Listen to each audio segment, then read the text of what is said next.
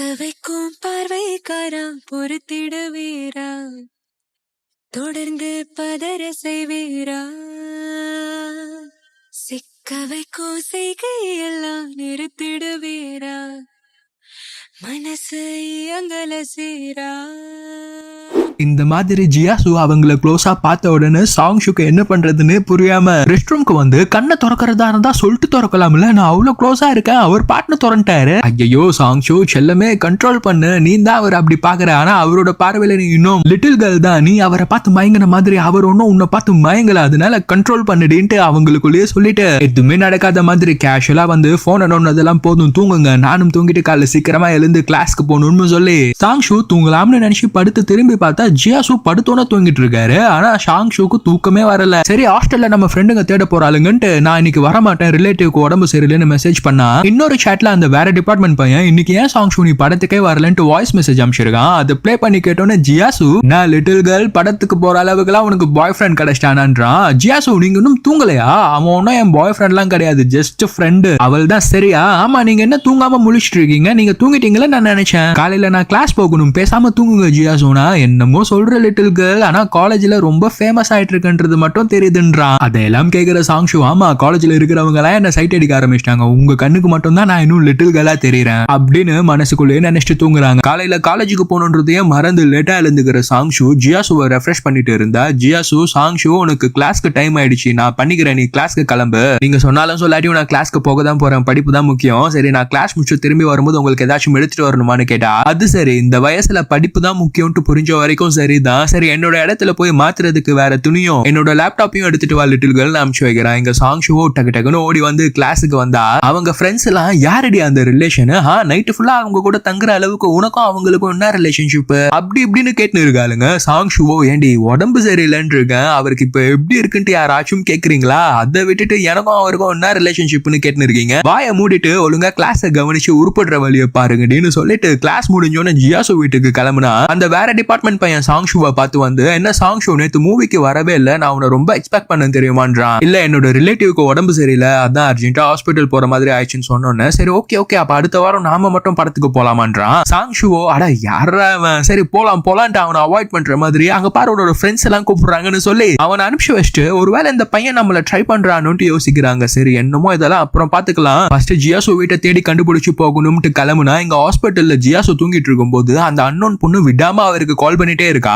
Cut பண்ணா இங்க சாங்ஷு எப்படியோ ஜியாசுவோட வீட ஒரு வழியா கண்டுபிடிச்சு மேல வந்து பார்த்தா ஜியாசு அவங்களோட கிராஜுவேஷன் டேல எடுத்த போட்டோவை ஃப்ரேம் போட்டு ஹால்லயே வச்சிருக்கான். அதை பாக்குற சாங்ஷுக்கு ஒரு பக்கம் சந்தோஷம்னாலும் இன்னொரு பக்கம் இந்த போட்டோவை அவரோட தங்கச்சின்னு சொல்லி தானே எடுத்தாருன்ட்டு வருத்தமும் கூட. அப்புறம் பக்கத்துல இருக்கிற அவங்க அம்மா போட்டோவை பார்த்து அவங்களுக்கு ஒரு வணக்கத்தை போட்டு திங்ஸ் எல்லாம் எடுத்துக்கிட்டு ஜியாசு வீட்டுல இருந்து கிளம்பும் போது அந்த அன்னோன் பொண்ணு ஜியாசு வீட்டுக்கே நேரா வந்துடுறா. அப்பா அவளை யாருன்னே தெரியாத சாங்ஷுவும் பெருசா எதுவும் கண்டுக்காம அங்க இருந்து கிளம்பிட்டோம்னா இந்த பொண்ணு நேரா ஜியாசு வீட்டுக்கிட்ட வந்து ஜியாசு வீட்டுல இல்லன்றது கூட தெரியாம ஏன் ஜியாசு என்ன இப்படி அவாய்ட் பண்றேன்ட்டு வெளியே இருந்து அழுதுட்டு இருக்காங்க. லேப்டாப்லாம் எடுத்துக்கிட்டு ஜியாசு வீட்டுல இருந்து ஹாஸ்பிட்டலுக்கு வந்தா பக்கத்து பெட்ல யாரோ ஒரு தாத்தா அட்மிட் ஆயிருக்காரு. அவரு சாங்ஷுவையும் ஜியாசுவையும் பார்த்து ஆஹா இப்படி ஒரு இளமையான ஜோடியை வயது முதிர்ந்த காலத்துல பாக்குறதுக்கு ரொம்ப இனிமையா இருக்குன்றாரு. அதையெல்லாம் கேட்கிற சாங்ஷுக்கும் ஒண்ணுமே புரியல. ஜியாசு இந்த தாத்தா நம்மளை பார்த்து நம்ம சொல்றாரு என்னன்னு கேளுனா தாத்தா நீங்க நினைக்கிற மாதிரி அவ என் பொண்டாட்டி கிடையாது, அவ என் குழந்தை மாதிரின்றான். அது அரைகுறையா கேட்கிற தாத்தா சாங்ஷு கிட்ட ஏமா குழந்தை விஷயத்துல தள்ளி போடுற, புள்ள பாரு எவ்வளவு ஏக்கமா கேக்குது, அதெல்லாம் தள்ளி போடக்கூடாது, நல்ல விஷயம்லாம் அப்பப்போ நடக்கணும்ன்றாரு. ஜியாசு இவருக்கு என்ன காது அவுட்டா, என்ன குழந்தை மாதிரினா என்ன உனக்கு குழந்தை தர சொல்றாரு, விடு லிட்டில் கேர்ள் வயசானவர் இல்ல அதான் சரியா காது கேட்கல போல, அவர் சந்தோஷத்தை நாம ஏன் கெடுக்கணும், சரிங்க தாத்தா அவ என் பொண்டாட்டி தான், நாங்க நிறைய குழந்தை பெத்துக்கிறோம்னு கத்தி சொல்றான். சாங்ஷுவோ என்னடா ஜியாசு பொசுக்குன்னு இப்படி சொல்லிட்டான்ட்டு அந்த தாத்தா பக்கத்துல போய் நாங்க அப்படிலாம் இல்லைன்னு சொல்ல ட்ரை பண்றாங்க. ஆனா அவரு காது கேட்கவே இல்லை. அதுக்கப்புறம் கட் பண்ணா ஒரு 7 நாள் கழிச்சு ஜியாசுவோட காயம் மாறி டிஸ்சார்ஜ் ஆகிட்டு இருக்கும்போது அந்த தாத்தா நிறைய குழந்தைங்க பெத்துக்கிட்டு சந்தோஷமா வாழுங்கன்னு சொல்றாரு. அதை கேட்கிற சாங்ஷு சரிங்க தாத்தா உங்க ஆசைப்படியே நாங்க நிறைய குழந்தைங்க பெத்துக்கிட்டு சந்தோஷமா வாழ்றோம்ன்றாங்க. ஜியாசுக்கும் சரியான ஷாக்கு. கீழே வந்துட்டோன்னே ஏ லிட்டில் கேர்ள் ஏன் அந்த தாத்தா கிட்ட அப்படி சொன்னா, நீங்க மட்டும் அன்னைக்கு என்ன உங்களோட ஒய்ஃப் நீங்க ஏன் அப்படி சொன்னீங்கன்னு கேட்டா ஹே லிட்டில் கேர்ள் நான் சும்மா ஜோக் பண்ணேன்றான். இது ஜோக்கா ஜியாசு, நான் இன்னும் லிட்டில் கேர்ள் கிடையாது, எனக்கு விவரம் தெரியும், இனிமே இந்த மாதிரி எல்லாம் ஜோக் பண்ணாதீங்கன்னு கோச்சிக்கிறாங்க. ஒய்ஃப்னு சொல்லி கூப்பிட்டதெல்லாம் ஜோக்குன்னு சொன்னதால செம்ம கோவமா ஜியாசுவோட வீட்டுக்கு வந்து அவனோட திங்ஸ் எல்லாம் வச்சு நினைச்சிட்டு சாங்ஷு ஜியாசு கிட்ட முகம் கூட கொடுத்து பேசாம இருக்கிறாங்க. ஜியாசுவோ போட்ட துணியெல்லாம் அப்படியே இருக்கு, நான் போய் வாஷிங் மிஷின்ல போட்டு வரேன்ட்டு கிளம்புனா சாங்ஷுக்கோ ஒரே கஷ்டமா போச்சு. எதிர்காலத்திலயாவது இவருக்கு நம்ம மேல ஃபீலிங்ஸ் வரும்னு நினைச்சிட்டு இருந்தா இவர் கடைசி வரைக்கும் நம்மள சிஸ்டரா தான் பாப்பாரு போல. அதனாலதான் ஒய்ஃப்ன்ற ஜோக்கெல்லாம் அசால்ட்டா சொல்லிட்டு போயிட்டு இருக்காருன்ட்டு எதிர்ச்சியா நடந்த அந்த முத்தம் இன்னொரு முறை க்ளோஸா பார்த்தது அது எல்லாத்தையும் நினைச்சு கஷ்டப்பட்டுட்டு இருக்காங்க. இன்னும் கொஞ்ச நேரம் இங்க இருந்தா உன்னால அழுகிய கட்டுப்படுத்த முடியாது, சட்டு புட்டுன்னு ஜியாசு வீட்டுல இருந்து கிளம்பிடுன்ட்டு மனசுக்குள்ளேயே நினைச்சு எந்தெந்த மாத்திரை எப்ப சாப்பிடணும்னு ஸ்டிக்கி நோட்ஸ்ல எழுதி ஜியாசுவோட வீட்டுல அங்கங்க ஒட்டிட்டு இருந்தா ஜியாசு வந்து என்னாச்சு லிட்டில் கேர்ள் ஸ்டிக்கர்லாம் ஒட்டினு இருக்கேன்னு கேட்டா எப்போ நீங்க மாத்திரை போடணும்னு எழுதிருக்கேன், ஒழுங்கா ஃபாலோ பண்ணுங்க, வெயிட் தூக்காதீங்க, நைட் ரொம்ப நேரம் முழிச்சிட்டு இருக்காதீங்க, கரெக்டா டைமுக்கு சாப்பிடுங்கன்னு சொல்லிட்டு கிளம்பிடுறாங்க. ஜியாசுக்கா ஒண்ணுமே புரியல, என்ன அவ பாட்டுன்னு வந்தா அவ பாட்டுன்னு போயிட்டான்ட்டு யோசிச்சுட்டு இருந்தா இங்க கீழே சாங்ஷு இனிமேல் நாம ஜியாசுவா அப்படிலாம் பார்க்க கூடாதுன்ட்டு யோசிச்சு அவனோட பேரை அவங்க மொபைல்ல பிக் பிரதர்னு மாத்தி சேவ் பண்ணிக்கிறாங்க. ஜியாசுவோட தாட்ஸ்ல இருந்து கொஞ்ச நேரம் ரிலீவா இருக்கலாம்ட்டு அந்த வேற டிபார்ட்மெண்ட் பையனோட சாங்ஷு படத்துக்கு வந்திருக்காங்க. அங்க அந்த பையனும் சாங்ஷுக்கு எக்ஸ்ட்ரா பாப்கார்ன் கொடுக்கறது பெப்சி கொடுக்கறதுன்ட்டு ஒரே தடபுடலான கவனிப்பு தான். அடே ரெண்டு பேருக்கும் தனித்தனியா தானே வாங்கிட்டு வந்திருக்கோம், நீ இப்படி நடுவுல டிஸ்டர்ப் பண்ணினா படத்தோட கதை மிஸ் ஆயிடும், ஒழுங்கா படத்தை பாருடான்னா படத்துல ஒரு கோழிய க்ளோஸ் அப்ல காட்டினா அதை பார்த்து ஏதோ பேய பார்த்து அலற மாதிரி இவன் பயந்து கண்ணு மூடிக்கிறான். என்னடான்னு பார்த்தா அவனுக்கு கோழினா அலர்ஜியா. அடப்பாவமே இது தெரியாம போச்சுன்ட்டு பாதிலேயே வெளியே வந்தா எனக்கு கோழியை பார்த்தா அலர்ஜியா பயமான்னு தெரியல, ஆனா ஒரு மாதிரி இருக்கும்னு சொல்லிட்டு இருக்கான். சரி உன் முகத்துல இன்னும் வேர்வையா இருக்கு பாரு, வாஷ்ரூம் வேணா போய் முகத்தை கழுவிட்டு வா, நாங்க வெயிட் பண்றேன்னு சொல்லி சாங்ஷு வெயிட் பண்ணிட்டு இருக்கும் போது அங்க அவங்களுக்கு 11th ஸ்டாண்டர்ட்ல ஜியாசு ஒரு கேம் விளையாடி போலார் பேர் வாங்கி கொடுத்தான் இல்லையா, அதே மாதிரியான செட்டப் இங்க இந்த மாலையும் இருக்கு. நாம அவரை நினைக்கவே கூடாதுன்னு வந்தா அவர் ஞாபகம் இங்கேயும் வருதுன்ட்டு ஃபீல் பண்ணிட்டு இருக்காங்க. பழைய நினைவுகளை ஞாபகப்படுத்தி நம்ம கிட்ட கொடுத்த டெடியை நம்ம மறுபடியும் ஜியாசு கிட்டவே கொடுத்துட்டோம், இப்ப நமக்காக ஒரு டெடி எடுத்துக்கலாம்ட்டு. ஆக்சுவலா இது டெடி இல்ல குட்டி போலா பேர், அதை எடுக்கிறதுக்காக ரொம்ப உன்னிப்பா விளையாட ஆரம்பிக்கிறாங்க. எந்த அளவு உன்னிப்புனா பின்னாடி அந்த பையன் வந்து நிக்கிறத கூட கவனிக்காம செம்ம உன்னிப்பா விளையாடிட்டு இருக்காங்க. அவனுமே இவங்க சீரியஸா விளையாடிட்டு இருக்கிறத டிஸ்டர்ப் பண்ணாம அவன் தனியா வேற இன்னொரு இடத்துல போய் விளையாட ஆரம்பிக்கிறான். ரெண்டு பேருமே அட் த சேம் டைம் ஆளுக்கு ஒரு பொம்மையை ஜெயிச்சிடுறாங்க. அப்ப அந்த பையன் உனக்காக தான் இதை கொடுக்கலாம்னு நினைக்கும் போது ஹே நீயும் ஜெயிச்சிட்டியா, நீ ஜெயிச்சதை நீயே வச்சுக்கோ, நான் ஜெயிச்சதை நானே வச்சுக்கிறேன்ட்டு சொல்லிட்டு இருக்கும்போது சரி சாங்ஷு வெளியே போய் எங்க சாப்பிடலாமான்றான். ஐயோ நோனோ 9 மணிக்குள்ள ஹாஸ்டலுக்கு போகணும், எங்க அம்மா வீடியோ கால் பண்ணுவாங்கன்ட்டு அங்க இருந்து பட்டுன்னு கிளம்பி ஹாஸ்டல் வந்துடுறாங்க. இந்த பையனும் சாங்ஷு கிட்ட ஏதோ சொல்ல ட்ரை பண்றான், அவனால சொல்லவே முடியல. அடுத்த நாள் சைனீஸ் நியூ இயர், இங்க ஃப்ரெண்ட்ஸ் எல்லாம் வெளியே போலாம்னு பிளான் பண்ணிட்டு இருக்கும்போது அந்த படிப்பாளி பொண்ணு வேற கெட்டப்ல புதுசா செம்ம அழகா வந்து இவங்க எல்லாரும் முன்னாடி நிக்கிறாங்க. அவங்கள பாக்குற எல்லாருக்குமே செம்ம ஷாக், நம்ம கேங்லயே நான் தான் அழகுன்னு நினைச்சிட்டு இருக்கேன், இப்ப நீ அழகா வந்திருக்கிறேன்ட்டு இந்த பொண்ணு வேற கோச்சிக்கிறா. அப்புறம் அவங்க எல்லாம் கிளம்பி வெளியே போனா சாங்ஷுனும் கிளம்பாமலே இருக்காங்க, ஏன்னா அவங்க ஜியாசுவோட வெளியே போறாங்க. இதை வச்சே இவங்க எல்லாம் கண்டுபிடிச்சிடுறாங்க நம்ம கிட்ட ரிலேட்டிவ்னு கதை விட்டு இவ அவளோட பாய் ஃப்ரெண்டோட தான் சுத்திட்டு இருக்கான்ட்டு. கட் பண்ணா இங்க இந்த பையன் நியூ இயருக்கு சாங்ஷுக்கு ஏதோ ஒரு கிஃப்ட வாங்கி வெயிட் பண்ணிட்டு இருக்கான். ஆனா சாங்ஷு வராததால அவங்க ஃப்ரெண்ட்ஸ் கிட்ட ஏன் அவ வரலன்னு கேட்டா அவர் ரிலேட்டிவ்க்கு உடம்பு சரியில்லைனாலயா அவரை பார்க்க போறதா சொல்லிட்டான்றாங்க. இவனுக்கோ ஒரே சோகமா போயிடுச்சு. சாங்ஷு கிட்ட ப்ரொபோஸ் பண்ணணும்னு ட்ரை பண்ணிட்டு இருக்கான். இவன் ரெஸ்டாரண்ட்ல சாப்பிட்டுட்டு இருக்கும்போது இந்த பொண்ணு பப்ளிக்கா எல்லாரும் முன்னாடியும் ஜியாசுவோட முகத்துல சுடு தண்ணி எடுத்து ஊத்திடுறா. செம்ம கடுப்பாகிற சாங்ஷுவும் பதிலுக்கு சுடு தண்ணி எடுத்து அவ மூஞ்சிலையும் ஊத்திடுறாங்க. ஆக்சுவலா என்ன நடந்ததுன்னா ஜியாசுவும் சாங்ஷுவும் சைனீஸ் நியூ இயர் அப்போ அழகா பீஸ்ஃபுல்லா ஒரு ரெஸ்டாரண்ட்ல உட்காந்து பேசிட்டே சாப்பிட்டுட்டு இருப்பாங்க. அந்த நேரம் பார்த்து அதே ரெஸ்டாரண்ட்டுக்கு வர இந்த பொண்ணு அங்க ஜியாசு வேற யாரோடய உட்காந்து சாப்பிட்டுட்டு இருக்கிறத பார்த்து அப்பதான் அந்த பொண்ணு ஜியாசு டேபிள் கிட்ட வந்து நான் உங்ககிட்ட எவ்வளவு முறை பேச ட்ரை பண்றேன், என்ன நீ அவாய்ட் பண்ணிட்டு எவ்வளவு ஒருத்தி கூட உட்காந்து சாப்பிட்டுட்டு இருக்க, உங்க அம்மா எனக்கு பண்ண சத்தியத்தை மறந்துட்டியாடா, என்ன தவிர உன் லைஃப்ல வேற ஒருத்தி வந்துடுவாளா அப்படின்னு சொல்லி பயங்கரமான கோவத்துல தான் தண்ணி எடுத்து ஜியாசு முகத்துல ஊத்திட்டா. இதையெல்லாம் பார்த்துட்டு இருக்க சாங்ஷு செம்ம காண்டாயி நீ எவ்வளவு வேணா இருந்துட்டு போ, ஒரு பப்ளிக் பிளேஸ்ல எப்படியா பிஹேவ் பண்ணுவ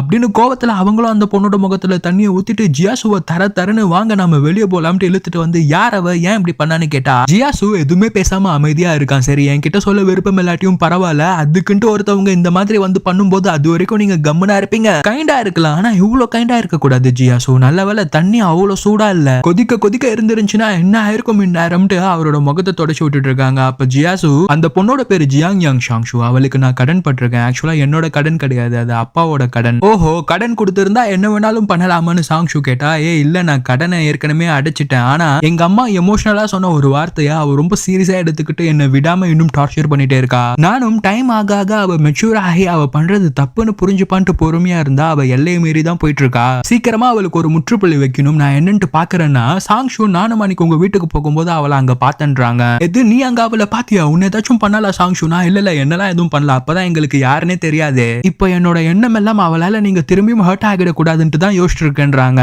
நான் லிட்டில் கேர்ள் எப்பயுமே நான் யாரும் ஹர்ட் பண்ணாம நீ கூட இருந்து பாத்துப்பியா, நான் லைஃப்ல இதெல்லாம் சகஜமம்மா, எல்லா அப்ஸ் அண்ட் டவுன்ஸையும் தாண்டி வாழ்றதுதான் வாழ்க்கைனா யோ போயா யோ அடி வாங்கிட்டு நியூ இயர் அதுமா இப்படி அட்வைஸ் பண்ணிட்டு இருக்க, என்கிட்ட பேசாதீங்க போங்கன்ட்டு கோச்சிக்கிறாங்க. நம்மள யாரும் கஷ்டப்படுத்திட கூடாதுன்னு நினைக்கிற சாங் ஷூவை பாக்குற ஜியாசுக்கு அவனோட அம்மா ஞாபகம் வந்துடுது. என்னோட 10th ஸ்டாண்டர்ட் நியூ இயருக்கு அப்புறமா இந்த நியூ இயர் தான் நான் கொஞ்சம் சந்தோஷமா இருக்கிற மாதிரி இருக்கேன் சாங் ஷூன்றான். நீ இப்போ என் பக்கத்துல இருக்கிறது என்னோட அம்மாவே என் பக்கத்துல இருக்கிற மாதிரி சந்தோஷமா இருக்கு சாங் ஷூனா.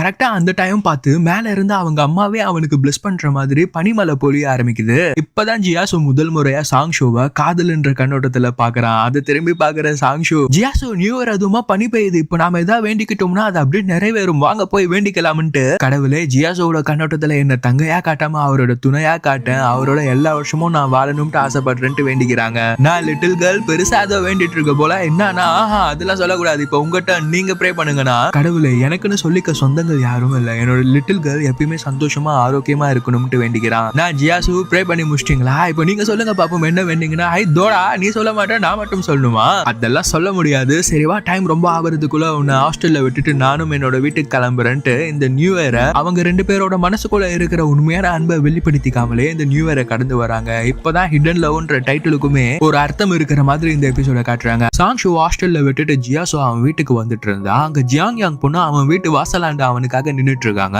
ரெஸ்டாரண்ட்ல நான் அப்படி நடந்துகிட்டதுக்கு என்ன மன்னிச்சிடு ஜியாசு, நான் வேணும்ட்டே பண்ணல, உன்னை வேற ஒரு பொண்ணோட பார்த்தோன்னு எனக்கு என்ன பண்றதுன்னு தெரியாம அப்படி ரியாக்ட் பண்ணிட்டேன், என்ன அவாய்ட் பண்ற ஆனா வேற ஒரு பொண்ணோட பேசிட்டு இருக்கேன்னா எனக்கு எப்படி இருக்கும் அப்படின்னா. ஜியாசு உன்னை அவாய்ட் பண்றேன்னு உனக்கு தெரியுதுல, அப்புறமும் ஏன் என்ன இப்படி விடாம டார்ச்சர் பண்ணிட்டு இருக்க, தயவு செய்து இனிமேல் என்னோட வாழ்க்கையில தலையிடாதுன்ட்டு அவங்களை தள்ளி விட்டுட்டு இங்க மேல வந்தா ஜியாசுவோட பாஸ்ட் அவங்க அம்மா அப்படி என்னத்தான் சொன்னாங்கன்றத பிளாஷ்பேக்ல காட்டுறாங்க. ஆக்சுவலா அவங்க அப்பா பட்ட கடனுக்காக ஜியாசுவையும் அவங்க அம்மாவையும் அவங்க வீட்டுல இருந்தே துரத்துற அளவுக்குலாம் இந்த பொண்ணோட வீட்டுல இருந்து பண்ணிருக்காங்க. ஏன்னா கோர்ட் ஆர்டர் படி அவங்க கொடுக்க வேண்டிய காசை கொடுக்க முடியாதால அவங்க வீடியோவும் அபகரிச்சிருக்காங்க. இவ்வளவு பண்ணியும் ஜியாசுவோட அம்மா என் புருஷன் பண்ண செயலுக்கு உங்களுக்கு என்ன நஷ்டேடா கொடுத்தாலும் அது ஈடாகாதுன்ட்டு எனக்கு தெரியும், எனக்கு இதை தவிர வேற என்ன பண்றதுன்னு தெரியலையேன்ட்டு கொஞ்சம் எமோஷனலா ஜியாசு இந்த பொண்ணை நீ கடைசி வரைக்கும் பாத்துக்கப்பான்ட்டு ஒரு வார்த்தையை சொல்லிட்டாங்க. அந்த ஒரு வார்த்தையை புடிச்சுக்கிட்டு தான் இந்த பொண்ணு இப்ப வரைக்கும் ஜியாசுவை விடாம டார்ச்சர் பண்ணிட்டே இருக்கா. இன்ஃபேக்ட் ஜியாசு இப்ப வேலைக்கெல்லாம் போய் அந்த கடனை அடைச்சிட்ட பிறகு கூட தொந்தரவு பண்ணிட்டே இருக்காங்க. இதையெல்லாம் நினைச்சு பார்த்து ஜியாசு அவங்க அம்மாவோட போட்டோவை பார்த்துட்டு இருக்கான். அப்படியே பக்கத்துல சாங் ஷோட எடுத்த போட்டோவையும் எடுத்து பார்த்து சாங் ஷோ சொன்னதெல்லாம் நினைச்சு பார்த்துட்டு இருக்கான். என்ன ஆனாலும் யாரையும் உங்களை ஹர்ட் பண்ண விட்டுறாதீங்க, சந்தோஷமா வாழணுன்றத மறந்துடாதீங்கன்ட்டு சாங் ஷோ சொல்லியிருப்பாங்க. 8th ஸ்டாண்டர்ட்ல பார்த்த லிட்டில் கேர்ள் இப்ப நமக்கு அட்வைஸ் பண்ற அளவுக்கு வளர்ந்துட்டு இருக்கான்ட்டு யோசிச்சுட்டு இருக்கான்.